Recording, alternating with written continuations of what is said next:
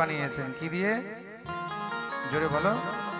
বালু দিয়ে, বালি, মাটি এইগুলো দিয়ে মহারাজ মূর্তি বানিয়েছেন। মহাদেবের পুজো, গণেশের পুজো, মা ভগবতী পার্বতীর পুজো, এগুলো যদি পার্থিব বিগ্রহ বানিয়ে বা পার্থিব লিঙ্গ বানিয়ে করা হয়, মানে মাটি দিয়ে তৈরি করে করা হয়, তাহলে তাতে অনেক ফল হয়। খুব মন দিয়ে শুনবে। পুজো করে যেই বিগ্রহ বিসর্জন করা হবে সেটা একমাত্র মাটি দিয়েই তৈরি করা উচিত।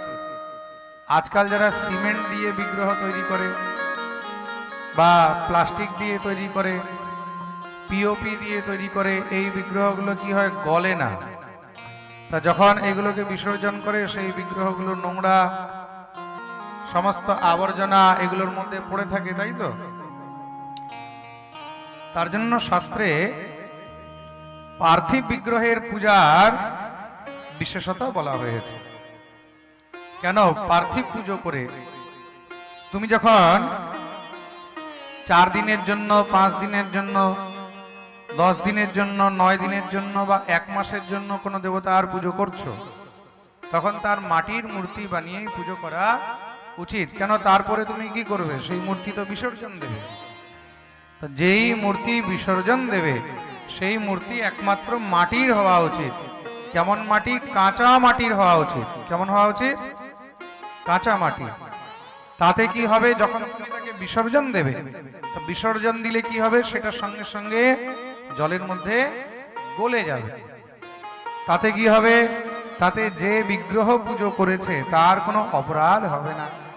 কিন্তু তুমি বিগ্রহ বিসর্জন দিলে 9 দিনের পুজো করে, 3 দিনের পুজো করে, দুর্গা পুজো, কালী পুজো, কার্তিক পুজো, সরস্বতী পুজো, লক্ষ্মী পুজো, তুমি মূর্তি বানিয়ে বিসর্জন দিলে আর সেই মূর্তি যদি গলিত না হলো, জলে গিয়ে যদি নাই বা গলল, তাহলে কি হবে? তখন অপরাধ হবে।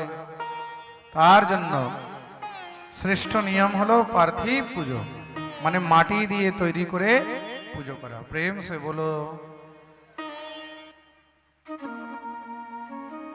গোপীগণ বালি দিয়ে, মাটি দিয়ে মা ভগবতীর বিগ্রহ বানিয়ে সেখানে পুজো করতেন। ভগবান শ্রী রামচন্দ্র যখন লঙ্কায় প্রস্থান করবেন, তা লঙ্কা বিজয়ের পূর্বে তিনি মহাদেব শিবলিঙ্গ নির্মাণ করে পুজো করেছিলেন। তো মহাদেব আশেপাশে কোনো শিবলিঙ্গ পায়নি। মন দিয়ে শুনবে। শ্রী রামচন্দ্র আশেপাশে কোনো মহাদেবের শিবলিঙ্গ পায়নি। তিনি তখন হনুমানকে বললেন, যাও দেখো কোথাও যদি কোনো শিবলিঙ্গ পাওয়া যায় তাহলে নিয়ে আসো। হনুমান শিবলিঙ্গ খুঁজতে বেরিয়েছেন। অনেক সময় হয়ে গেছে, দেরি হয়ে যাচ্ছে, আর পুজোর মুহূর্ত পেরিয়ে যাচ্ছে। তা পুজোর যখন মুহূর্ত পেরিয়ে যাচ্ছে তখন তো ভগবানও চিন্তিত হয়ে গেলেন। পুরোহিত মশাই বলছে, তাহলে আমি আর পুজো টুজো করাতে পারবো না, আমি চললাম, আমার সময় হয়ে যাচ্ছে।